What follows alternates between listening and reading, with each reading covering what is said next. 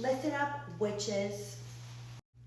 Class is in session. In today's video, we're going to be discussing the culty elements in the latest movie, Wicked for Good.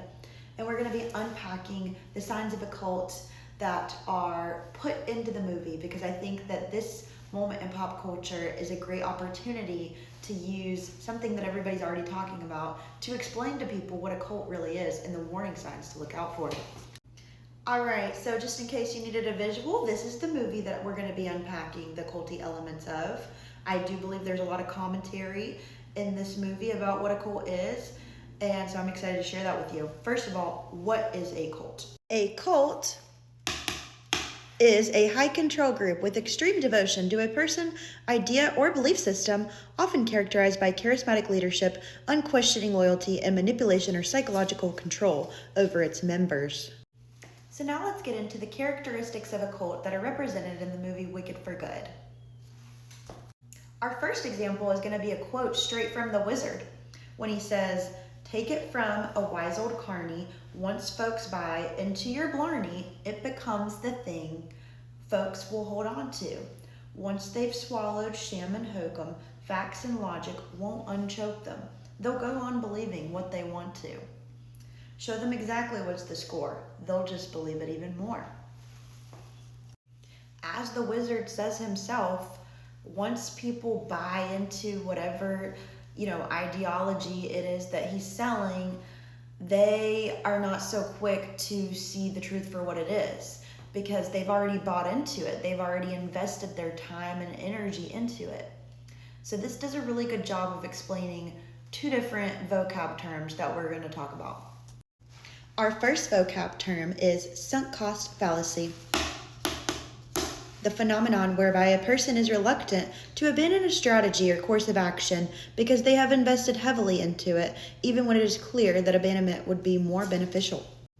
This is why many cult members have a hard time letting go of their ideology, even whenever it hurts them or those they love, or whenever they are presented with the evidence and that's still not enough. Often this creates what's called cognitive dissonance.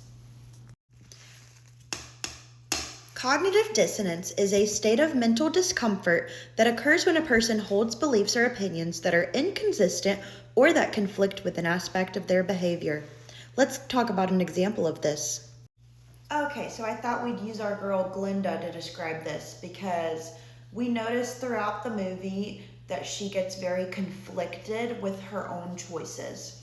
She has this, I guess you could say, devotion towards the wizard and just everything that it stands for, and she struggles with inner conflict because she knows that she loves Elphaba and that's her best friend, but she's also a part of this high control group that is saying that Elphaba is bad, and they're also taking away the rights of all the munchkins in Munchkinland.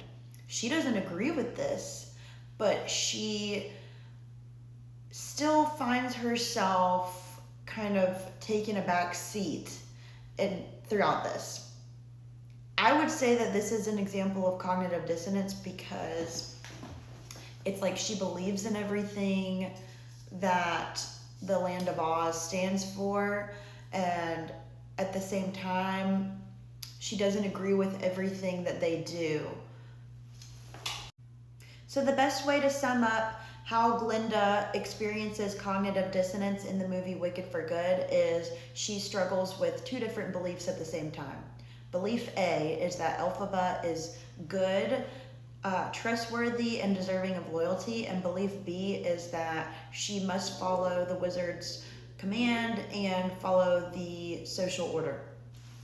However, the action that Glinda ultimately ends up taking is, while she does end up helping the Munchkins restore their rights, she does end up still following the narrative, even if indirectly, that Elphaba is bad.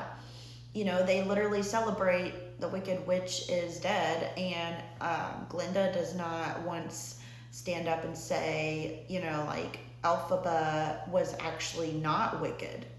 She ends up supporting this narrative and that she doesn't even agree with. So it's a really good example of cognitive dissonance. It's like having this inner conflict and doing something that you know in your heart isn't right, but you do it anyway. This video ended up being really long, so feel free to follow for part 2 if you want to hear the rest of my Wicked for Good Culty movie review.